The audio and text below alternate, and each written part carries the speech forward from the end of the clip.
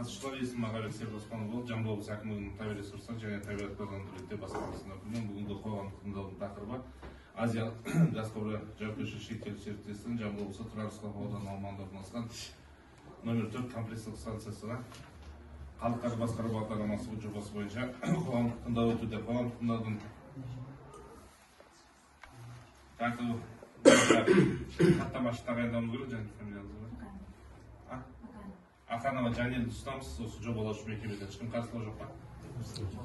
Қарсылығыңыз жоқ болса, онда ары қарай осы жоба бойынша баяндама жүргізуге 10 минут уақыт береміз. Сол деген сұрақ-жауаптар, сұрақ-жауаптар мен ұсыныстарға уақыт берді демей ақ қояйық. Регламентте ешкім қарсылығы жоқ па? Қарсылықтарыңыз жоқ болса, онда баяндамаңызды бастаймыз. Біздің баяндамаларында төртінші қоғам комплекстік станциясының қалдықтарын басқару бағдарламасы жайлы болмақшы. Қысқаша айтып өтсем, бұл бағдарламаның әзірлеу мақсаты жұмыс істеу кезінде нысандардың қалдықтардың санының өзгеруі немесе оларды бақылау болып саналады. Бағдарлама жалпы 26-28 жылдарға арналған, 2026-28 жылдарға. Қысқаша компания туралы айтып өтсем, Азия газ құбыры 2008 жылы құрылған, оның шақырымы 1300 шақырым құрайды, және де жылына 55 миллиард текше метр құрайды қуаты. Және де тағы айтып өтсем, газ құбыры Түркменстаннан бастап Қазақстан арқылы Қытайға газ тасымалдау болып саналады. Және де осы схема бойынша қарасаңыздар болады, газ тасымалдау жобаларын және де схема орналасқан жерлері. Негізінен объектінің қысқаша сипаттамасына келетін болсақ, Құлан компрессорлық станциясы Жамбыл облысының Тұрар Рысқұлов ауданында орналасқан. Оның жалпы ауданы 14,9 гектар құрайды. Және де ең басты мақсаты сол жаңада айтып өткендей газ тасымалдау болып саналады. Құлан компрессорлық станциясы жайлы айтатын болсақ, бұл нысан екі алаңнан тұрады. Ең біріншісі сол компрессорлық станция ұсынылады. Ол жерге агрегаттар барлығы жатады. Айтып өтейін, бұл жерде General Electric модельмен 3 агрегаттар істейді. Оның екеуі жұмыс процесінде, ал біреуі резервте жатады. Екінші алаңға келетін болсақ, бұл газ тасымалдау басқармасы, вахталық кент деп айтамыз. Ол жерге барлық әкімшілік ғимараттар, асханалар, автожол нысандары орналасқан. Және де тағы айтып өтсем, вахталық кентте тағы да ағынды сулар тазалау объектілері станциялар орналасқан. Бұл жерде бұл бізді қауіпсіз ағынды сулардан тазартуға жол береді. Кейін суретке байқағанша станциялардың өздері ары қарай қалдықтардың қалыптасуы. Компрессорлық станциясын пайдалану кезінде өндіріс және тұтыну жұмыстары кезінде пайда болатын 3 негізгі жағдай болады. Қалдықтардың бұл біріншісі сол станцияның өзінде сол жабдықтарға техникалық қызмет көрсету кезінде, мысалы суларды, майларды тағысуға ауыстырған кезде. Екіншісі сол ғимараттар жөндеу немесе қайта құрылыс болған кезде, және үшіншісі бұл қызметкерлердің күнделікті жұмысынан пайда болатын қалдықтарды есептеуге болады. Төмендегі кестеден байқасаңыздар болады, қандай қалдықтар пайда болатынын. Бұл жерде әртүрлі шамдар, аккумуляторлар дейміз, тамақ қалдықтары, пластмасс қалдықтары және стекло қалдықтар, сол шыны қалдықтары қалыптасуы мүмкін.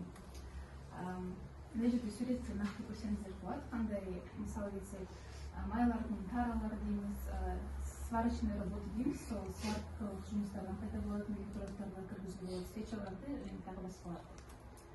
Ең бастысы, компрессорлық станциясы балансында ешқандай қалдықтарды көмуге немесе жоюға арналған алаңдар, полигондар жоқ. Сол себепті бұл қалдықтардың барлығын арнайы мекемелерге өткіземіз.